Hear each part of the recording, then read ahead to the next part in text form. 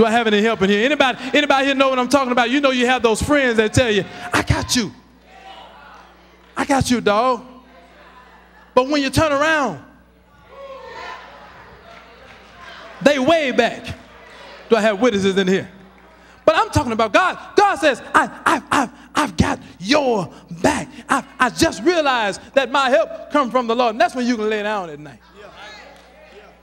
Huh? All right. So that's what peace is. Now, it's right relationship and realized resources. Puts a person in a state of mind. Here's what the Bible is saying. It puts a person in a state of mind which surpasses all understanding. In other words, there is nobody that can understand the peace you have when you go through your trials and tribulations. The apostle, again, knew that the definitions of the dictionary would not adequately convey the thoughts of the text, so he just says this kind of peace transcends the reach of human thought and is only known by the inner experience of the believer. In other words, that's between you and God. When tragedy hits your life, people naturally expect you to fall out. That's the natural. They expect you to start worrying, pulling your hair out, start acting a fool. I mean, some of you have had loved ones to die, and then you've come to the funeral, and you didn't react the way people thought you ought to react. And you know that's when people start judging you. She ain't even cry. Wasn't that her sister? They ain't even cry. Do I have witnesses here? But could it be that you had a peace in your mind? Do I have any help in here? That they didn't understand. They couldn't understand why you were sitting up there and you wasn't shaking and nervous and biting your fingernails and pulling your hair out and you had to wear shades because you were crying your eyes out. They could not understand why you were still able to make it. It's because you got a peace that can't nobody else understand. And somebody here can testify to the fact that you don't even know how you still on the job you own it. It's just God has given you a peace, and your co-workers keep coming in there and they keep digging ditches for you every day, and they keep coming in there looking at you, and you just keep on smiling, and you just keep on doing what you're doing because you got a peace. They don't understand it, and they're doing everything they can to kill you, destroy you, and take you down, but you got a peace of mind that they can't even get wet. As a matter of fact, not only can they not understand it, you can't understand it. I mean, just testify in here this morning. You don't know how you standing in here. You know you should have been dead, sleeping in a grave. You know you should have lost a job. You know you should have lost that situation. You know you should have been backed up against the wall. But the peace of God that surpasses all understanding is keeping you. Here's what the peace of God does for you. It does 5 things. Watch this very quickly. Here's what the peace of God does. Watch this. It causes you not to worry about infractions with God. You don't worry about that. Hear me well. I'm going to walk through this. It causes you not to worry about infractions with God. You lay down at night because there's nothing between you and God that's unsettled. You can lay down and sleep at night when there's no infractions between you and God. When you and God ain't into it. Are you understanding what I'm saying? I mean, you've confessed your sin to him. You've prayed for forgiveness. You've kept your relationship strong. You and God is all right. You can lay on down and go to sleep. Causes you not to worry about infractions with God. Secondly, it causes you not to worry about indifferences with your fellow Christians. When you know that you have not wronged anybody. Now, this is strong stuff now. Come on, stay with me. You can lay down at night. Talk back to me, somebody. You got peace in your mind because you know listen, even if you had to tell somebody off, spiritually,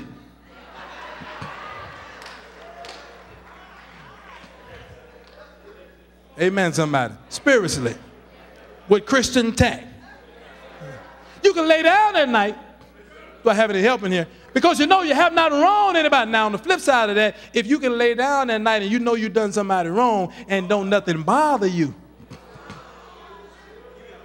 Okay, let me keep on moving. You got the point, right? So the peace of God causes you not to have indifferences with your fellow Christians. The peace of God causes you not to worry about inadequate funds to survive. You go to bed at night not worrying about how you're going to make it tomorrow. Because you know you serve a God that if he took care of you today, come on, talk back to me, somebody. He can take care of you on tomorrow. You don't have to worry about it. I mean, you know how to make that $20 stretch. Even, whoo, I think somebody, I'm about to just have testifying service all by my doggone self. Because see, I can tell y'all about stretching some dollars. I live with a lady that know how to stretch dollars. Do I have any help in here? I was raised by a woman that know how to take a little bit and make that thing stretch. Somebody here know what I'm talking about. Some of y'all, you've always had something, and maybe you've always had, or you were born with a silver spoon in your mouth, and maybe you've not had to suffer and not had to deal with a few things. But I come from a poor family. Didn't have much. But the Lord, yeah, I feel my hip here now. We was raised in a shotgun house. Somebody know what I'm talking about. And God, I wish I could tell you some stuff. You don't really want to bother me this morning because I really could tell y'all some stuff. I could tell you what it feels like to live with holes in the floor. I could really tell you what it feels like to sleep in the bed with my sister until I was 13. I could really tell you some stuff, but you don't really want to know. You don't really want to know. And many of y'all, if you could just stand up in this room and shout across to the other side and tell somebody, listen, I know what it means to go through the fire and the flood and still come out smelling all right. Oh my God, I just need about 50 of y'all to just stand up and testify with me and say, Reb, I feel you, dog. I know what it means. I ain't always had it easy, but the Lord made a way. He made a way. He made a way somehow. So when you have the peace of God, brothers and sisters, you don't worry about the instability of your job. No. When you got the peace of God, that job may be there in the morning or it may not. But when you lay down at night, you ain't worried about that job, Lee. Because you serve a God. I wish I had some help in here. I'm talking about when you got the peace of God. And then lastly, when you got the peace of God, brothers and sisters, irrelevant issues and situations don't bother you. You know some of this stuff that people be coming to you telling you about? You really could care less about 50% of it. Just think about it. Within the course of a day, how many people call you, email you, and text you just about some nonsense? Help me preach this thing. But listen, when you got the peace of God, stuff like that don't even bother you. Irrelevant issues and situations. Now, let me close. But notice, Brother Felton, notice the government's setup.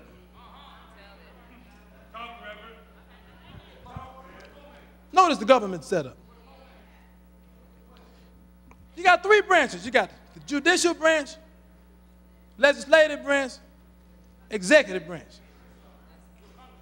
You've got Secretary of Defense, Secretary of State, Secretary of Education, Secretary of Foreign Policy, Secretary of Foreign and Domestic Policy. Yeah. You got all these different type of people. Secretary of Agriculture, Senate, House of Representatives, Democrats, Republicans, Independents, and these new folks called the Tea Party.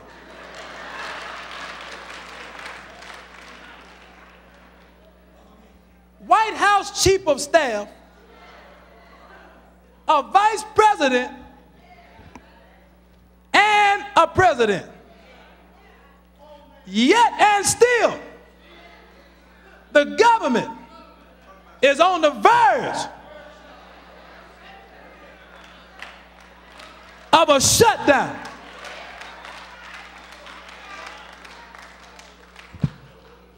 Do you think that a person with the peace of God is worried about a government shutdown? As a matter of fact, we say, go on and shut the thing down. We serve a God that is able to take care of his children. Some of y'all don't want to really be truthful in here, but you are recession proof. Ain't no recession bothered you. Yeah, gas is high, but you still filling up your tank. I see some of you, you're still at the mall, you're still charging stuff, you're still in dealers buying up shoes and clothes and Gucci purses, Prada bags. You going everywhere you want to go. You get your nails done, your hair did, your toes done, manicure, pedicure, weave, blackout, you getting it all. You know I'm telling the truth. And God is taking care of you. We don't have to worry about whether or not the government is going to shut down, because we serve a God that is able to shut up heaven. And if he can shut up heaven, he can open it back up as well. And anybody here can testify to the fact that if it happens, it happens. If it don't, it don't. I'm still going to be all right.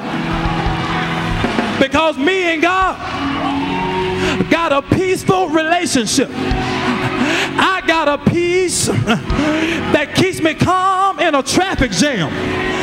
I got a peace that keeps me calm in a dog fight. I got a peace that keeps me calm when the storm is raging. I got a peace that keeps me stable when everybody else is raising hell. I got a peace that in the middle of the night I can go to sleep because everything is all right. And that same peace, it guards my mind. That's a military term.